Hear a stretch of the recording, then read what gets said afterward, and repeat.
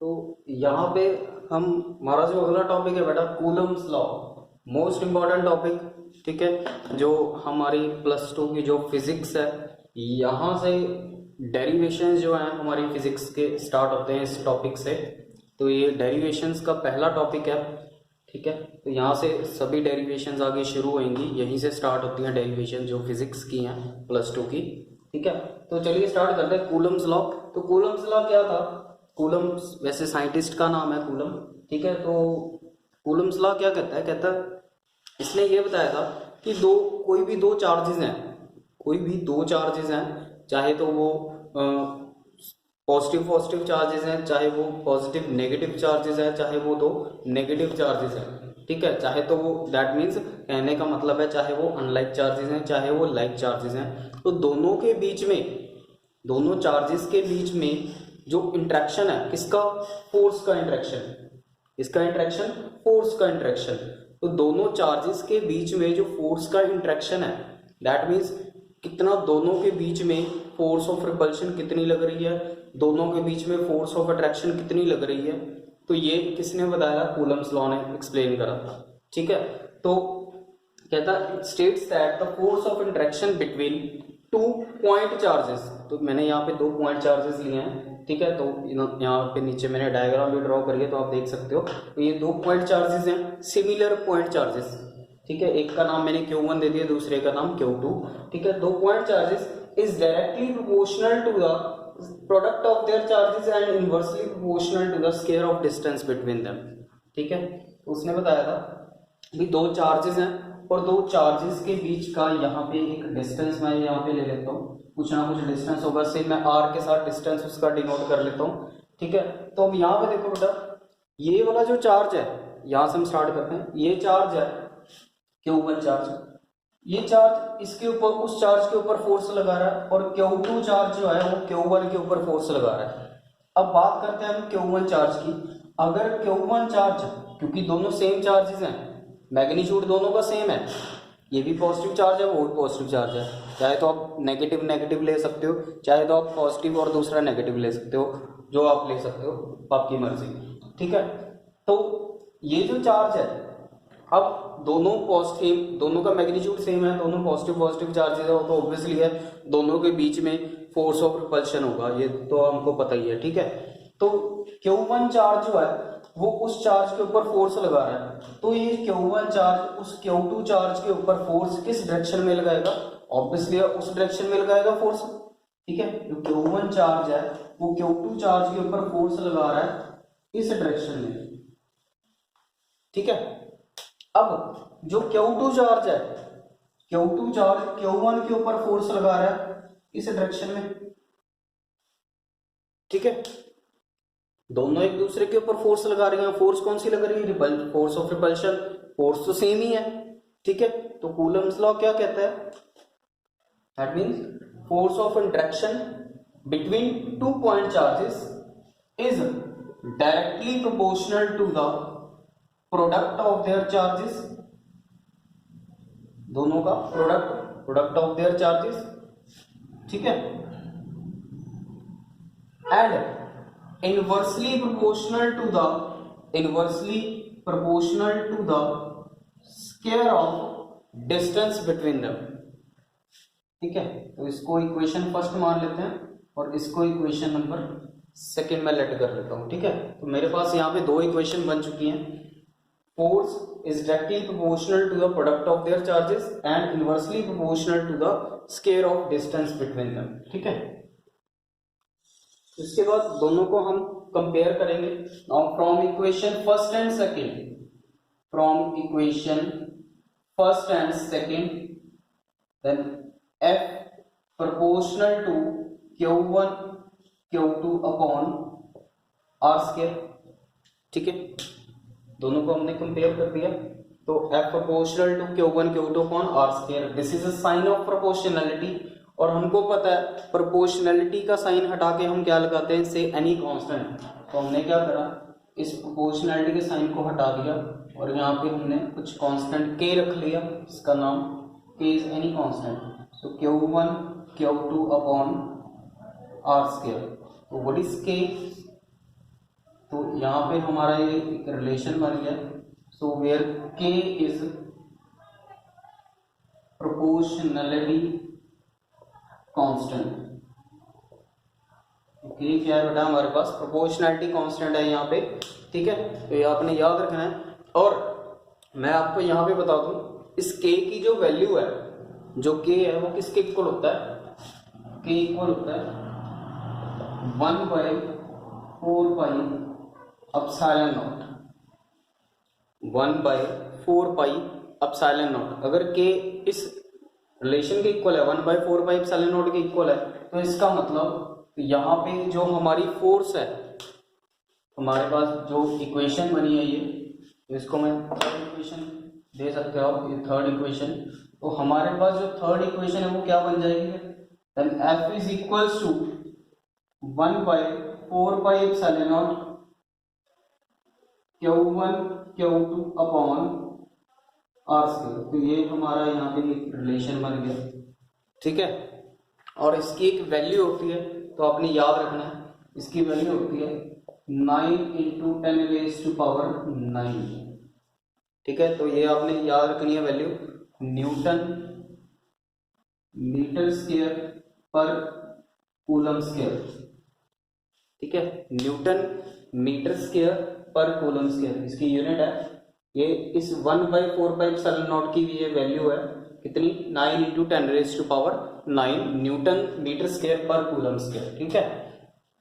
तो यहाँ पे आप लिख सकते हो F की जो वैल्यू है वो, जो रिलेशन है वो क्या बन सकता है, F is equal to 9 × 10⁹9 into Q1 Q2 upon R square, ठीक है। ऐसे मेन जो हमारा रिलेशन है मैं आपको बता दूं, वो रिलेशन यहाँ पे खत्म होता है, ठीक है। वैसे तो ये भी लिख सकते हो। तो ये वैल्यू जो है कब जरूरत पड़ेगी इसकी, जब आप न्यूमेरिकल्स वगैरह सॉल्व करोगे तो उसमें ये वैल्यू जो होती है वो यूज होगी, ठीक है। तो जो मेन डेरिवेशन है वो तो यहाँ पे, यहाँ तक की है इसकी, ठीक है। तो इसके बाद ये मैंने आपको बताया दिस इज तो इसको याद रखना, ये जो मैंने बताया इसको एप्सिलॉन नॉट बोलते हैं, ठीक है। क्या बोलते हैं इसको, एप्सिलॉन नॉट, ठीक है। तो इसका नाम याद रखना है ना, एप्सिलॉन नॉट, क्लियर है। तो शायद दिख नहीं रहा, मैं इस साइड लिख देता हूँ, एप्सिलॉन नॉट है इसका बेटा नाम, ठीक है। तो इधर मैं लिख रहा हूँ epsilon not, EPSILON, epsilon not, ठीक है। तो ये आपने याद रखना है इसका एप्सिलॉन नॉट में, ठीक है बेटा। तो ये हमारे पास एक्सप्रेशन आया था कूलम्स लॉ का, ठीक है। तो ये मैंने आपको बता ही दिया था, इसको क्या बोलते हैं हम, एप्सिलॉन नॉट, या एप्सिलॉन 0 भी लिख सकते हो, या एप्सिलॉन नॉट लिख लो, एक ही बात है, ठीक है।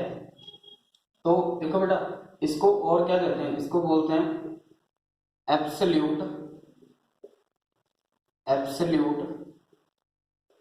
Permittivity, absolute permittivity of free space. Absolute इसको बोलते हैं, absolute permittivity of free space बोलते हैं इसको। इसका रीजन ये है, इसको क्यों बोलते हैं, क्योंकि हमने दो चार्जेस जो लिए हैं वो कहाँ पे लिए हैं, फ्री स्पेस में लिए हैं, ठीक है। तो जिसके कारण इसको एक नाम दिया जाता है, this is called absolute permittivity of free space, ठीक है।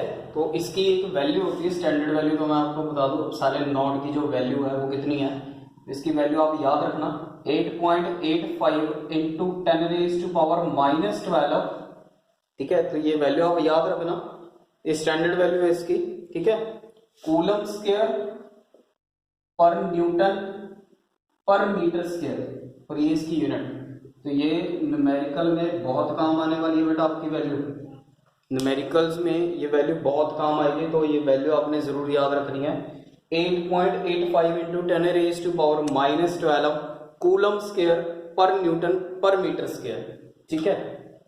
तो अगर इसकी वैल्यू पूरी आपने लिखनी है 1/4 एप्सिलॉन नॉट यहाँ पे लिखता है ना, तो ये एप्सिलॉन की वैल्यू अगर मैं यहाँ पे पुट करता हूँ 8.85 इंटू 10⁻⁻12, अगर मैं यहाँ पे इसको पूरा सॉल्व करता हूँ, पाई की वैल्यू अगर मैं पुट करता हूँ यहाँ पे 4 इंटू 3.14, अगर मैं सारा कंप्लीट इस वैल्यू को सॉल्व करता हूँ तो मेरे पास जो वैल्यू आएगी उस वैल्यू वो वैल्यू कितनी होगी 9 इंटू 10⁻⁹ न्यूटन मीटर स्क्वायर पर कूलम स्क्वायर, मेरे पास ये वैल्यू आएगी बेटा। ठीक है, इस कंप्लीट वैल्यू को सॉल्व करने के बाद मेरे पास जो वैल्यू बचेगी वो ये वाली, अभी मैंने आपको बताई थी ना ये वैल्यू, ये वही है। तो ये कब आएगी, जब हम इसको सॉल्व कर देंगे। ठीक है, तो आपने ये वैल्यू भी याद रखनी है और ये वाली वैल्यू भी याद रखनी है। तो न्यूमेरिकल्स में सभी वैल्यू की जरूरत पड़ेगी आपको। ठीक है, और इसको क्या बोलते हैं, absolute permittivity of free space. Clear. तो यहाँ पे अच्छा एक क्वेश्चन है मेरा यहाँ पे, तो ध्यान देना, यहाँ पे मैं आपको बता रहा हूँ। सपोज कर लीजिए, सपोज कर दो मेरे पास जो चार्ज है, अगर मैं चार्ज, ये जो चार्ज है कहते हैं if Q1 is equals to Q2 is equals to 1 unit, अगर मैं चार्ज 1 यूनिट लेता हूं, अगर मैं चार्ज 1 यूनिट लेता हूं और डिस्टेंस मैं 1 मीटर या कुछ भी ले लो, मीटर ही होती है वैसे, डिस्टेंस का यूनिट मीटर ही होता है। ठीक है, 1 मीटर लेता हूं। ठीक है, तो मेरे पास फोर्स कितनी आएगी, then F is equals to 1/4πε0, क्योंकि इसकी वैल्यू भी 1 है, इसकी वैल्यू भी 1 है, फिर ये कैंसिल हो गई तो ये तो 1 ही रह जाएगी। तो इसका मतलब है मेरे पास जो फोर्स आएगी, फोर्स कितनी आएगी 9 इंटू 10⁻⁹ न्यूटन मीटर स्क्वायर पर कूलम स्क्वायर, इतनी मेरे पास वैल्यू आ जाएगी फोर्स की। ये कब होगा, जब चार्ज कितना लेंगे हम 1 यूनिट और डिस्टेंस भी कितना लेंगे 1 यूनिट, 1 मीटर सॉरी। ठीक है, तो ये, तो इसके बाद एक और चीज भी देख लो बेटा, वो भी बहुत इंपॉर्टेंट है। देखो ये जो इक्वेशन मैंने ली है, ये जो इक्वेशन हमने बनाई थी F is equals to 1/4πε0 Q1 Q2 r square. ठीक है, तो ये तो थी एब्सोल्यूट परमिटिविटी, दैट मींस ये जो इक्वेशन हमने ली थी, इसका जो मीडियम लिया था हमने वो फ्री स्पेस का लिया था इस इक्वेशन का, यानी कि इस इक्वेशन में जो चार्जेस हमने लिए हैं, ठीक है, वो चार्जेस कहाँ पे पड़े हैं, फ्री स्पेस में पड़े हैं। ठीक है, तो अगर मैं बात करूं भी जो चार्जेस हैं, अब मैंने चार्जेस क्या कहाँ पे रख दिए, किसी मीडियम के अंदर रख दिए। ठीक है, तो if charges are kept in medium, किसी मीडियम के अंदर रख दिया मैंने, ऑफ एब्सोल्यूट परमिटिविटी एप्सिलॉन। अब यहाँ पे एप्सिलॉन नॉट नहीं होगा, सिर्फ एप्सिलॉन होगा। क्यों, क्योंकि हम चार्जेस कहाँ पे रख रहे हैं बेटा, अब हम चार्जेस कहाँ पे ले रहे हैं, किसी मीडियम के अंदर ले रहे हैं, तो वहां पे जो फोर्स होगी, वहां पे जो फोर्स होगी वो फोर्स कितनी होगी, then F M, M stands for medium, medium की फोर्स कितनी हो जाएगी 1/4π epsilon Q1 Q2 upon r square. सारा कुछ सेम होगा, सब कुछ सेम होगा, सिर्फ फर्क कहाँ पे पड़ेगा, यहाँ इस एप्सिलॉन पे। वहां पे क्या था एप्सिलॉन नॉट, जब वो फ्री स्पेस में थे। तो याद रखना, जब हमने चार्जेस फ्री स्पेस में लिए थे तब फोर्स कितनी थी ये वाली, जब मीडियम में रखा तो फोर्स कितनी आ गई, ये सिर्फ इस एप्सिलॉन और एप्सिलॉन नॉट का फर्क है। ठीक है, तो ये आपने रिमेंबर रखनी है बेटा। ठीक है, तो अगर ये दो इक्वेशंस मैं लूं, ठीक है, मैंने यहाँ पे दो इक्वेशंस ली हैं, एक इक्वेशन ये वाली और दूसरी ये वाली, तो अगर इन दोनों इक्वेशंस को मैं डिवाइड करता हूँ, अगर मैं इन दोनों इक्वेशंस को डिवाइड करता हूँ, मान लीजिए मेरे पास ये इक्वेशन फर्स्ट हो जाती है और इसको मैं सेकंड इक्वेशन लेट कर लेता हूँ। ठीक है, तो ये फर्स्ट इक्वेशन हो गई और ये वाली सेकंड इक्वेशन हमारे पास हो गई। तो मैंने क्या करा, दोनों को डिवाइड कर दिया। तो डिवाइड करने के बाद जो मेरे पास स्टेप आएंगे वो क्या आएंगे, देख लीजिए वो भी। Then F upon F M, मैंने फर्स्ट बाय सेकंड करा है बेटा, ध्यान रखना, फर्स्ट बाय सेकंड कर रहा हूं मैं यहाँ पे।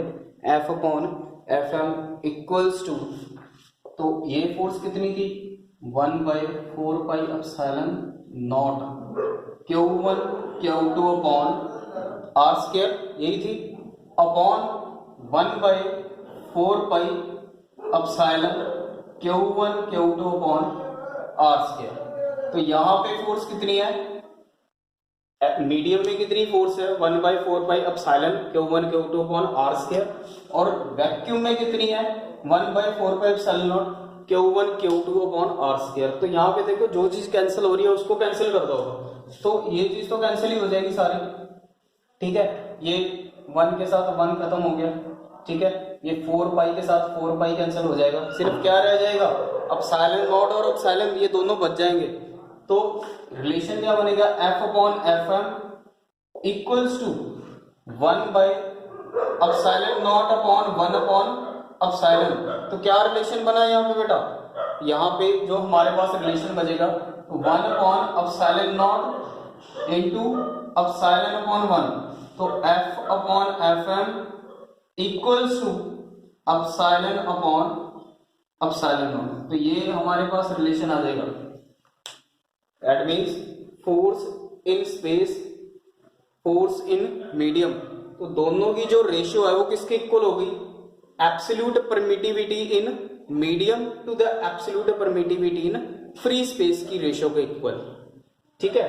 और इस रेशियो को, ये जो हमारे पास रेशियो आई है बेटा, इस रेशियो को हम क्या बोलते हैं, इस रेशियो को, ये जो हमारे पास रेशियो आई है absolute permittivity in free space, absolute permittivity in medium to the absolute permittivity in free space, ये जो रेशियो आई है इस रेशियो को हम बोलते हैं डाइलेक्ट्रिक कांस्टेंट, डाइलेक्ट्रिक कांस्टेंट। और इसी डाइलेक्ट्रिक कांस्टेंट को हम एक और नाम भी देते हैं, या फिर इसको आप रिलेटिव, ठीक है।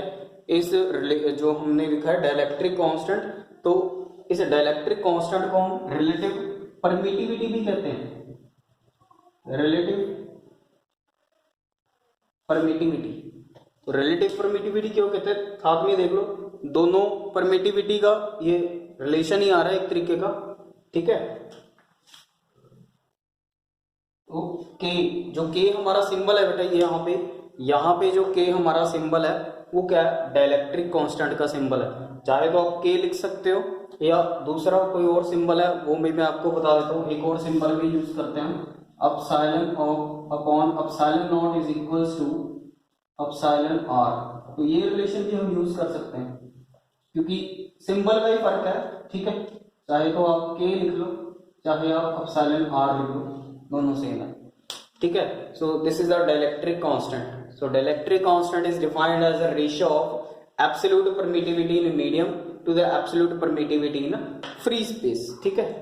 तो ये आपने याद रखना है रिलेशन, ठीक है। तो आज के लिए बस इतना ही बेटा, ठीक है। तो I hope this will clear to you. तो एक बार आप अच्छे से पढ़ लेना, ठीक है, रिलेशन को। So thank you so much.